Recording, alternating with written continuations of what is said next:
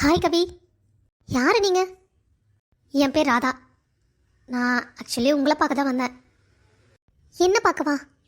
ஏன், என்ன விஷயம்? இல்லை, கொஞ்சம் ஆஃபீஸ் விஷயமா பேசணும், அதான். ஐம் சாரி, என்கிட்ட ஆஃபீஸ் விஷயமா பேச ஒன்றும் இல்லை.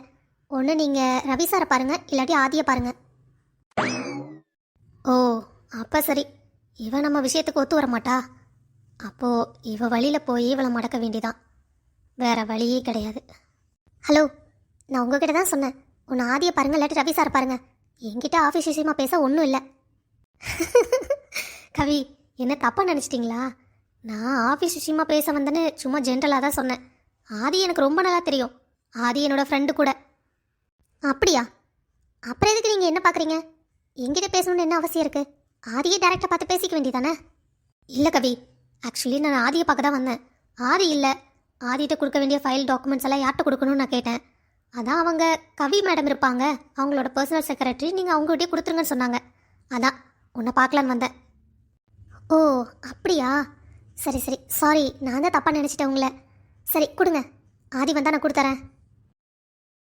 கவி, நான் கேட்குறேன்னு தப்பாக எடுத்துக்காதீங்க. ஆதி ஆதின்னு இவ்வளோ உரிமையோடு கூப்பிட்றீங்க. நீங்களும் ஆதியும் அவ்வளோ க்ளோஸா? அப்படியெல்லாம் ஒன்றும் இல்லை. அவரை நான் ஃபஸ்ட்டுருந்தே அப்படியே கூப்பிட்டு பழகிட்டேன், அதனால தான். நீங்கள் ஃபைலை கொடுங்க, நான் சார்கிட்ட கொடுத்துறேன்.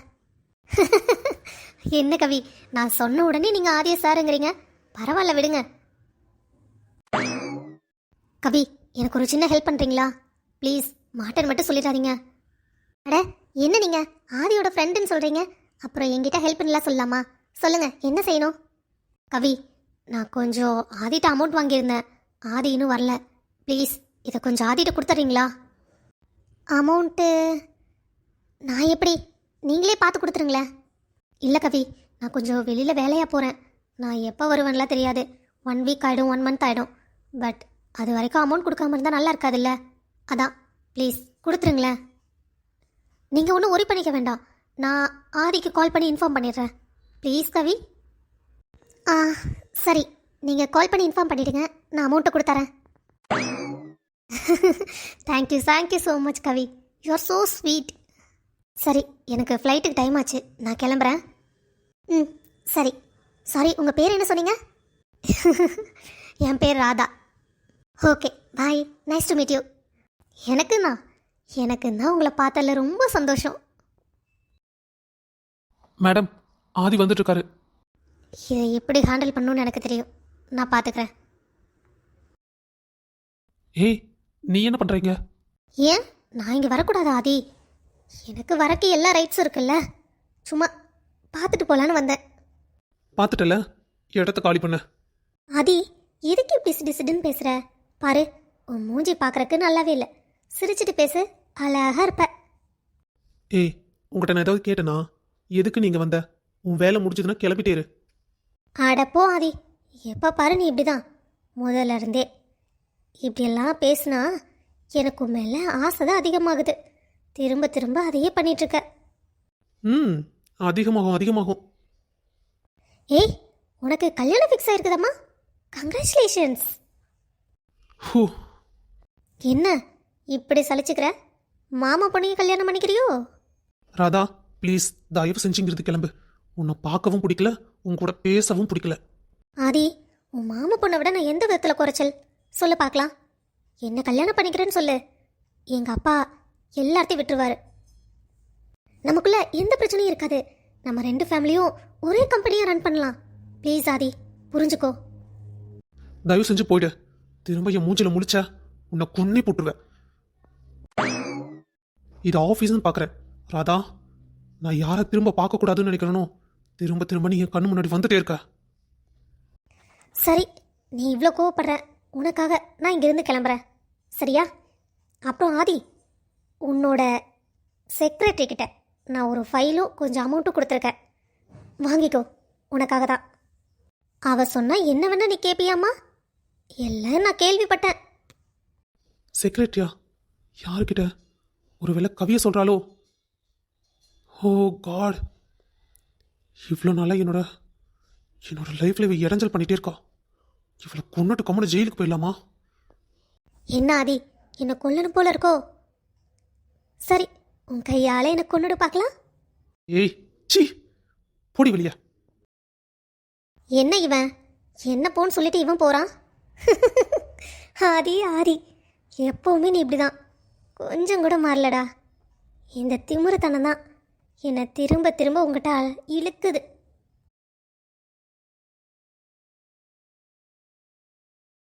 ரவி அண்ணா இங்கே தான் இருக்காரு. ஆனால் ஆஃபீஸில் யாரும் இல்லைன்னு கேட்டுட்டு வந்தேன்னு தானே சொன்னாங்க. அது மட்டும் இல்லாமல் ஏன் என்கிட்ட ஃபைலை கொடுத்துட்டு போனாங்க? ரவி அண்ணாடியே கொடுத்துட்டு போயிருக்கலாமே. ஒருவேளை அந்த பொண்ணு கிட்ட போய் சொல்லிட்டாளா? ஆனால் எதுக்கு என்கிட்ட போய் சொல்லணும்? கவி வாமா. அண்ணா, இந்த ஃபைலையும் இந்த அமௌண்ட்டையும் ஆதிட்ட கொடுக்க சொல்லி ஒரு பொண்ணு கொடுத்துட்டு போனாங்க. என்னது, ஒரு பொண்ணா? அதையும் உங்ககிட்ட கொடுத்துட்டு போனாங்க? நான் கேட்டேண்ணா, ஆனால் அவங்க ஆஃபீஸில் யாரும் இல்லை. அங்கே இருந்த எம்ப்ளாயிட்ட கேட்கங்காட்டி கவிதா பர்சனல் செக்ரட்டரி அவட்ட கொடுத்துட்டு போங்கன்னு சொன்னதா சொன்னாங்க. அப்படியா? சரி, அவங்க பேர் ஏதாவது சொன்னாங்களா? ஆ, அவங்க பேர் ராதான்னு சொன்னாங்க. என்னது, ராதாவா? ஆ ஆமாண்ணா. ஏண்ணா, என்னாச்சு? என்னாச்சா? ஏய், உனக்கு மண்டையில் கொஞ்சமாவது ஏதாவது இருக்கா? இப்படிதான் ஆஃபீஸ்க்கு வெளியில் ஏதாவது ஃபைல் கொடுக்குறேன், டாக்குமெண்ட் கொடுக்குறேன், அமௌண்ட் கொடுக்குறேன்னா எது கொடுத்தாலும் வாங்கிக்குவேன், அப்படிதானே? அது என்னாச்சு உனக்கு? அப்படியெல்லாம் ஒன்றும் இல்லை ஆதி. அது என்ன அது இதுன்னு இழுத்துக்கிட்டு இருக்க? செக்ரட்டரினா செக்ரட்டரி வேலையை மட்டும் பாரு. ஆஃபீஸுக்கு வெளியில் நீ ஒரு நார்மலான பொண்ணு. ஆஃபீஸ்க்குள்ள மட்டும்தான் செக்ரட்டரி. அதை முதல்ல மைண்டில் வச்சுக்கோ. ஆதி ப்ளீஸ் அமைதியாரு.